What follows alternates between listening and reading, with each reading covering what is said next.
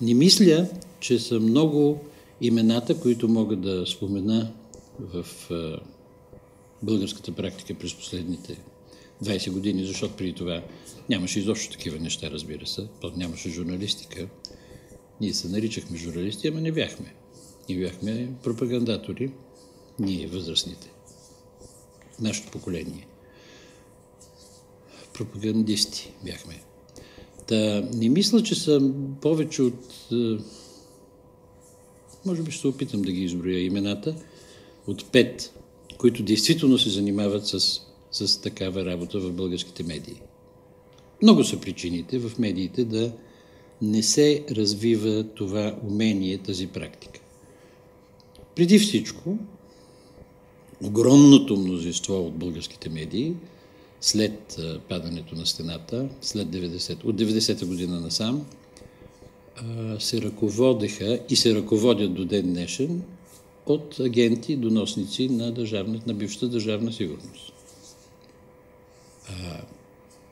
При тях всичко е имитативно и когато те искаха или искат, или се представят, че искат да публикуват материал, който разследва, те публикуват това, което им носят техните, както се казва на техния език, разработващи офицери, оперативни работници и така нататък. Това в един момент в България се беше превърнало в всекидневна практика, която беше като цунами, като наводнение. Специално в началото на 90-те години бяха създадени такива издания, такива медии, вестници, вестничета, седмичници. Част от тях под други имена и с друг фасон съществуват и до ден днешен. При тях изобщо не може да става дума за истинско разследване. Там се изпълняват поръчки. Тези поръчки винаги са били и преди, и сега, и така ще бъде, са или политически, или икономически, или са свързани с най-обикновени човешки дивотии, с завист, с отмъстителност, такива неща. Понеже говоря все лоши неща за нашата колегия, много държа да кажа, че ако има истински разследващ журналист в момента в България, той преди всичко е един и той се казва Христо Христов. Това е човекът, който разнищи архивите за убийството на писателя Георги Марков и написа книгата "Да убиеш скитник". Това е човекът, който разкри физическия убиец, стигна и до него. Защо успява той? Защото е изключително добросъвестен, което в този случай означава изключително почтен, в работата с архивите. До архивите, до които той се добра, особено след като лично той осъди българската държава, МВР, да го допусне, да отвори за публичност най-дълбоките си тайни. Това го постигна самия Христо Христов. Особено след това всеки, който иска да бъде журналист и разследващ, има достъп до тези неща. Добре, ама се иска, как казват нашите хора, дупе да ти е яко. Защото това е къртовски труд. Това е ровене, за да намериш малкия факт, който да съпоставиш с друг малък факт, който си намерил преди 3 месеца. Например. Той в момента поддържа сам един свой сайт. Той се казва dcbg.com, който съдържа изумителни неща и който трудно намира място в другите медии. Не им е симпатично, не ни е симпатично да показваме, да разказваме с какво се занимава Христо Христов. А той се занимава с разследване, защото това не са само архиви. Значи, като извадиш архивите и публикуваш така, че да бъдат разбираеми, не някакъв бюрократичен деловодителски език, а да преведеш на нормален човешки език за какво става дума, след това той тръгва и търси хората, които са живи, които са на лице, които могат да разкажат нещо, важни неща, свързани с тези архиви. И тогава лъсва истината обикновено, защото най-често ченгетата, до които той достига, почват да лъжат. И тогава разследващия журналист, истинския, добрия, отличния разследващ журналист, съпоставя документа, изведен от архивите, с днешните лъжи. Така стана, например, когато и лъсва това, което никой не иска да лъсне.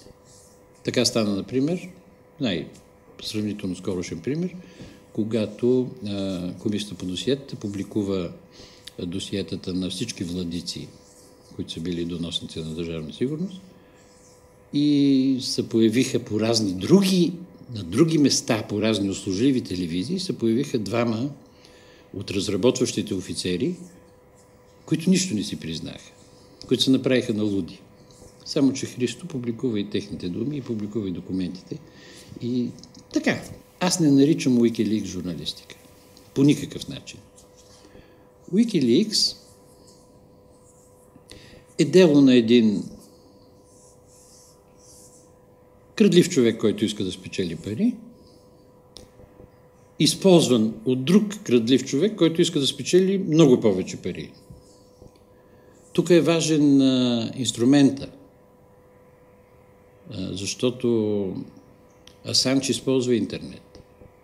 Това му дава възможност за изключително тиражиране. Абсолютно непознато в досегашната история на медиите, на обществото. И съответно дигане на шума, който той иска.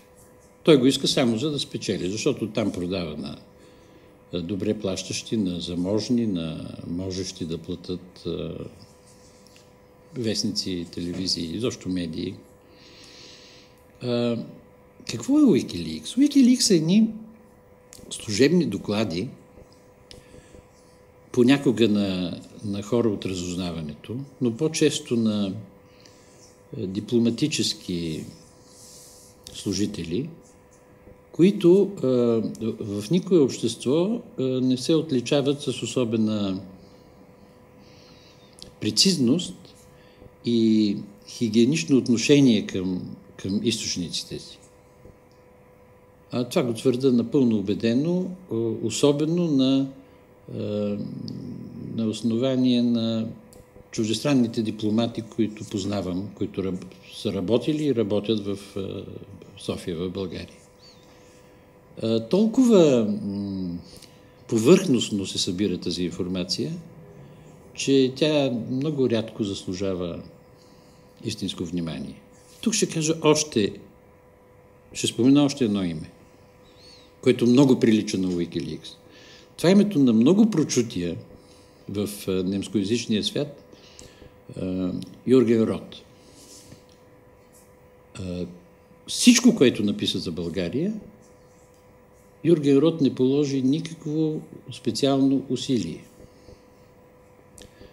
Той просто цитира, и то не винаги цитира, ами прекопира и преразказа публикации в български медии.